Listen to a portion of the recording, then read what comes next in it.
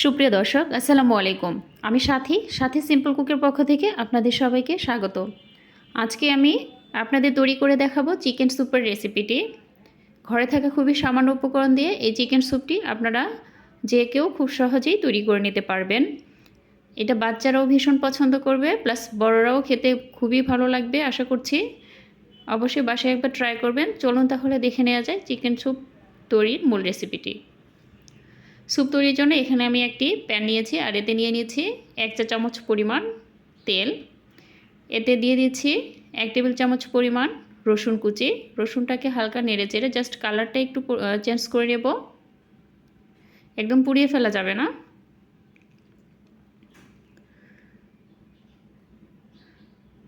দেন এটাতে অ্যাড করে দিচ্ছি টমেটো কুচি 1 টেবিল চামচ পরিমাণ, আদা বাটা দিয়ে দিলাম 1/2 টেবিল চামচ পরিমাণ। দিয়ে এগুলোকে নেড়ে চেড়ে সফট হওয়া পর্যন্ত একটু নাড়াচাড়া করে নেব, টমেটোটা যেন একটু সফট হয়ে আসে। অ্যাড করে দিচ্ছি 1 টেবিল চামচ পরিমাণ টমেটো সস, আর দিয়ে দিলাম গোলমরিচের গুঁড়া 1/2 টেবিল চামচ পরিমাণের একটু কম। দিয়ে চিকেনটা দিয়ে আমি এতে পানি অ্যাড করে দেব টোটাল 4 কাপ।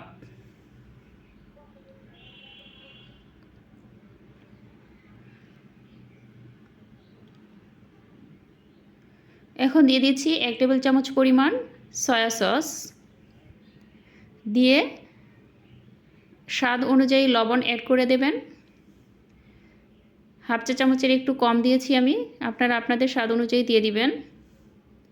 আর এখানে দিয়ে দিলাম 3টা কাঁচা মরিচ আস্ত দিয়েছি জাস্ট ফ্লেভারের জন্য, এটা থেকে কোনো ঝাল বেরোবে না। আর এটাতে বলক আসতে থাকুক, সেই ফাঁকে আমি এখানে কর্নফ্লাওয়ারের মিশ্রণটা তৈরি করে নিই। এখানে 2 টেবিল চামচ পরিমাণ কর্নফ্লাওয়ার নিয়েছি, আর 4 টেবিল চামচ পরিমাণ পানি দিয়ে এটাকে একটা ব্যাটার তৈরি করে নিলাম। আর এইখানে একটা ডিম নিয়েছি, এটাকে আমি সুন্দরভাবে ফেটিয়ে নেব।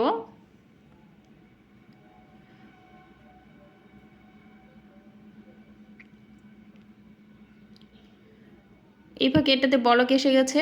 এখন এখান থেকে আমি চিকেনটা তুলে নিচ্ছি একটা বাটিতে। সবগুলো চিকেনের পিস তুলে নেবেন। নিয়ে একটু ঠান্ডা হয়ে আসলে এটা 2টা কাঁটা চামচের সাহায্যে আমি এইভাবে ছিঁড়ে নিচ্ছি। এভাবে কুচি কুচি করে নেবেন, তাহলে দেখতে সুন্দর লাগবে। চাইলে আপনারা কিউব আকৃতির করেও কেটে নিতে পারেন, আপনাদের ইচ্ছা অনুযায়ী এটা করবেন। এখানে টোটাল চিকেন হয়েছে মোটামুটি 1 কাপ মতো। এই যে এখন আমি স্যুপের মধ্যে এই চিকেনটা ঢেলে দিচ্ছি।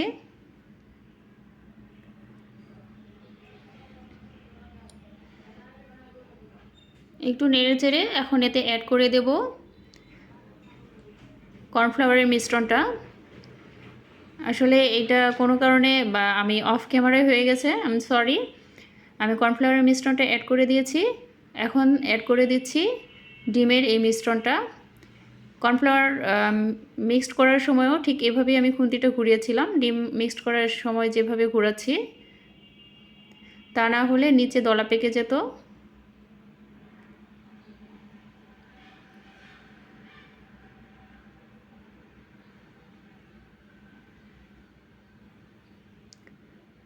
দিয়ে এটাকে আর 1 মিনিট মতো আমি জাল করে নিচ্ছি।